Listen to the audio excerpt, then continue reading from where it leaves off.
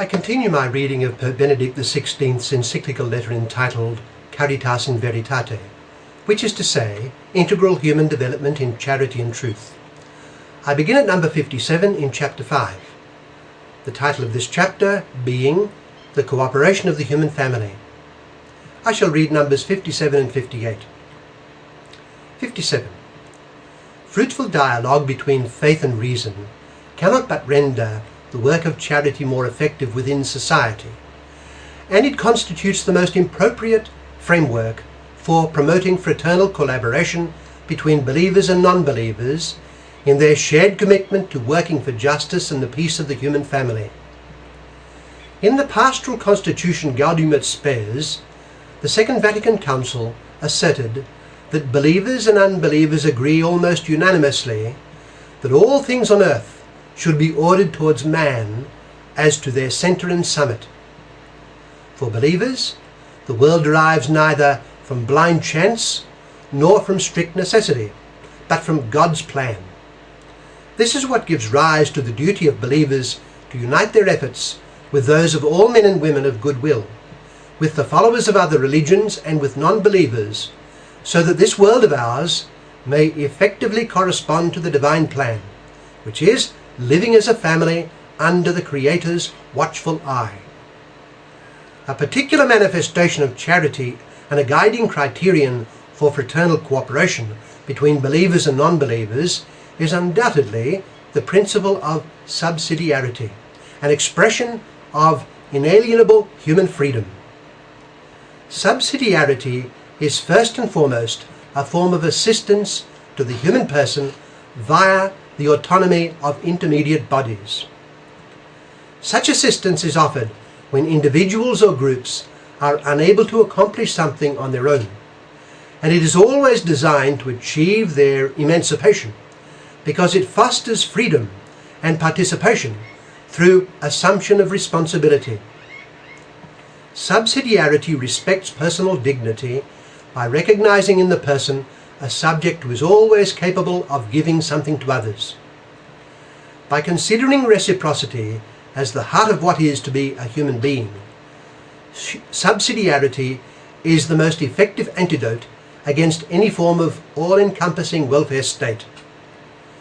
It is able to take account both of the manifold articulation of plans, and therefore of the plurality of subjects, as well as the coordination of those plans.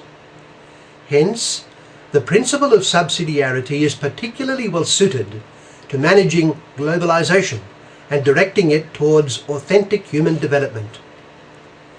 In order not to produce a dangerous universal power of a tyrannical nature, the governance of globalization must be marked by subsidiarity, articulated into several layers and involving different levels that can work together.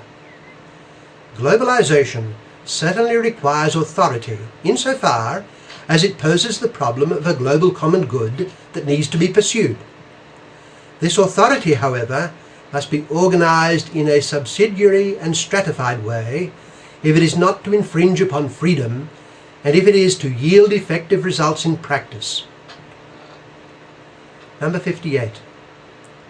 The principle of subsidiarity must remain closely linked to the principle of solidarity and vice versa, since the former without the latter gives way to social privatism, while the latter without the former gives way to paternalist social assistance that is demeaning to those in need. This general rule must also be taken broadly into consideration when addressing issues concerning international development aid.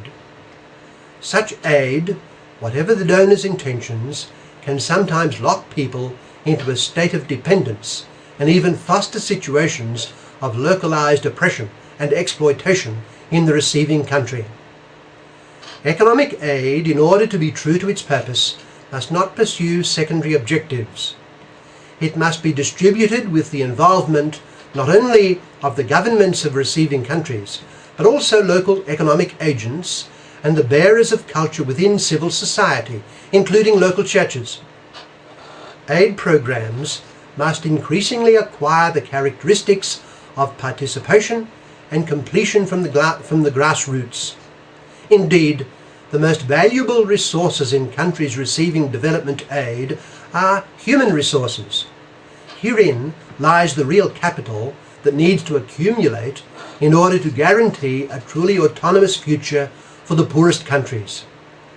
It should also be remembered that in the economic sphere, the principal form of assistance needed by developing countries is that of allowing and encouraging the gradual penetration of their products into international markets, thus making it possible for these countries to participate fully in international economic life. Too often in the past, aid has served to create only fringe markets for the products of these donor countries. This was often due to a lack of genuine demand for the products in question. It is therefore necessary to help such countries improve their products and adapt them more effectively to existing demand. Furthermore, there are those who fear the effects of competition through the importation of products, normally agricultural products, from economically poor countries. Nevertheless, it should be remembered that for such countries, the possibility of marketing their products is very often what guarantees their survival in both the short and long term.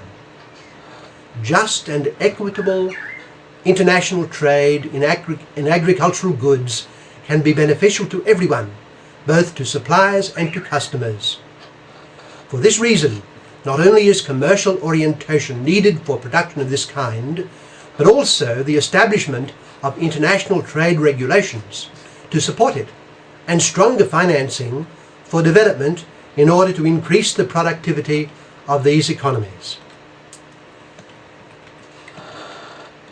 That completes this section of Caritas in Veritate, and I will continue the next segment with number 59.